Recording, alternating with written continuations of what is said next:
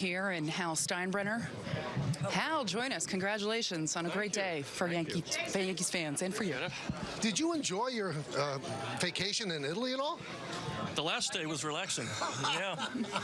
But you know what? Great outcomes. So it was a great vacation. Now, obviously, when you're negotiating, Hal, you want some leverage. But from everything that we've heard, you told Aaron you're going to be a Yankee. That's all there is to it. You're going to be a Yankee. So you kind of showed your hand right away. There was no game playing with you. Well, that was the first conversation, well over a month ago when he came into my house. We sat down for a good hour and talked about a lot of things. But yes, that's what I conveyed. How stressful was this process for you? Was there a doubt in your mind that he may not remain a Yankee?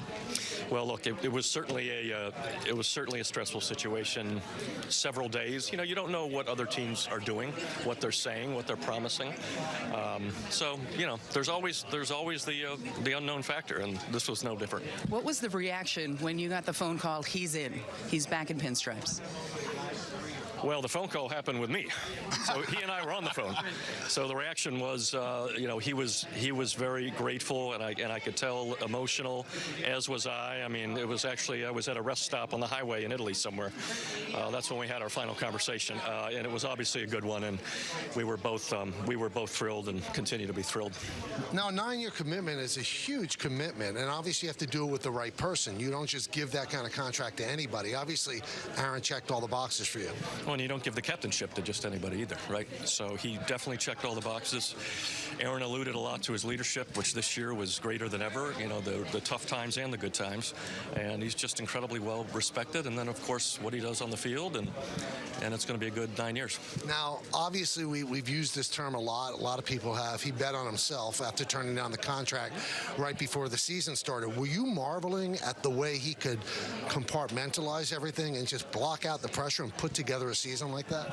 Everybody was. I don't think there's one person that didn't marvel at that. I mean, it's tough enough to be going after a great Yankees record in Maris, and to have all the other pressure of, and we did make the right decision in March, which is that if we can't do a deal now, we need to table it because there's too many other things. We can't have it be a distraction. That was his idea, and I completely agreed. And but it's amazing because it wasn't just the pressure of the home run chase. It was the pressure of what's to come. Hal, you mentioned the home run chase. How thrilling was that for you to watch? Well, incredible. I mean, I obviously wasn't alive in '61, but I know enough about it. I mean, it's an incredible feat. And anytime you're talking about a Yankee record, of that magnitude with somebody like Roger Maris involved, it was incredible. Now, what's also been looked at as incredible is the way salaries have skyrocketed during this offseason. Obviously, the contract you gave Aaron, obviously, well-deserved. Has it taken you by surprise, Hal, the way the money has just jumped up exponentially almost? Well, it has. I mean, you remember me telling you many times and everybody else 10 years ago that you shouldn't have to have a $200 million team to win a championship. Now I would have to slightly modify that to say shouldn't have to have a $300 million team to win a championship. It has. Salaries have gone up, but all boats rise on high tide, and one contract leads to another. Is this a championship team right now, or is there still more work to be done?